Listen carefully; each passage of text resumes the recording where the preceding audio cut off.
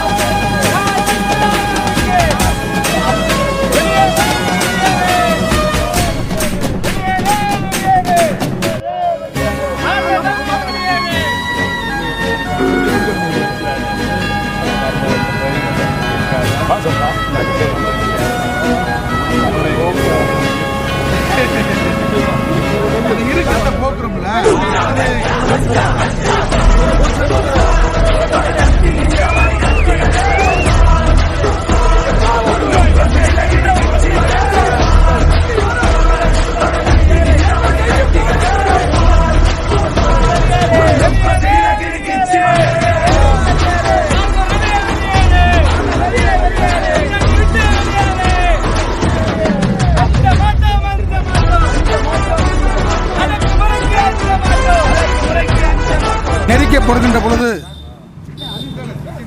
தமிழகம்தான் சுதந்திர போராட்ட காலத்திலிருந்து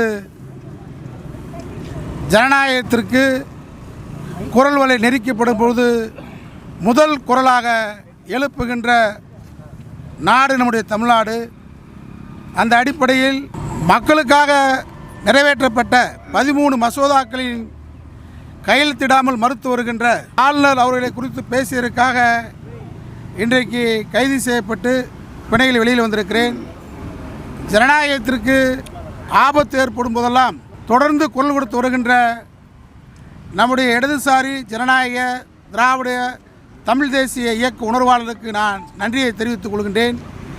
அதிலே நம்முடைய விடுதலை சிறுத்தைகளின் தலைவரும் என் ஆருயிர் நண்பருமான தொல் திருமாவளவன் அவர்கள் உடனடியாக தாமதிக்காமல் இதற்காக கண்டன குரல் எழுப்பியதற்காக அவருக்கு முதலிலே நன்றியை தெரிவித்துக் கொள்கிறேன். அதையடுத்து உடனடியாக வழக்காடிய நம்முடைய வாஞ்சியுள்ள மனிதநேய பற்றாளர் வாஞ்சிநாதன், வில்சன், கமலக்கண்ணன், நம்முடைய சிறுத்தைகள் தம்பி சரவணன் உள்ளிட்ட அனைத்து வழக்கறிஞர்களுக்கும் நான் நன்றியை தெரிவித்துக் கொள்கின்றேன். ஊடகவியலாளர் அறக்கழகம் உள்ளிட்ட அனைத்து ஊடகங்களுக்கும் நன்றியை தெரிவித்துக் கொள்கிறேன். அனைத்து தமிழ் தேசிய திராவிட இயக்க நண்பர்கள் அன்றைக்கு கைது செய்யப்பட்ட அடுத்த நொடியே நம்முடைய மணி அமுதன் அவர்கள் இளைஞர்களை திரட்டி அந்த இடத்திற்கே வந்தார்கள். அப்படி பண்ண நடவடிக்கைகளை நான் பாராட்ட கடமைப்பட்டிருக்கிறேன். தொடர்ந்து இந்த ஜனநாயகத்திற்கு ஆபத்து ஏற்படும் போதெல்லாம் நம்முடைய குரல் வலிமையாக இருக்கும். சிறையை கண்டோ, சித்திரவதையை கண்டோ, அடக்குமுறையை கண்டோ, தூக்கு கைதை கண்டோ கூட அஞ்சாத சிங்கிகளாக என்றைக்கும் திகழ்வோம். இந்த அடக்குமுறைகளுக்கு அஞ்ச மாட்டோம். தொடர்ந்து குரல் கொடுப்போம். எதற்கும் தயாராகும். சார், உங்களுக்கு ஜெயிலில் ஒரு விஷயம் இருந்ததா? சிறை எனக்கு புதிதல்ல. மாங்குயில் குவிடும் பூஞ்சோலை எம்மை மாட்ட நினைக்கும் சிறைச்சாலை என்று பாரதிதாசன் சொன்ன மாதிரி சிறை எங்களுக்கு புதிதல்ல. அதனால் சிறையை பற்றி ஒன்றும் பிரச்சனை இல்லை. சிறை விதிகளை கடைபிடித்தார்கள்.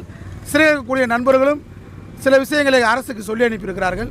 நிச்சயமாக சிறை நன்றபடியாக இருந்தது. என்னுடைய கருத்துக்கள் இதோட வலிமையாக இருக்கு. அடக்குமுறைக்கும் நான் அஞ்சாதவன்.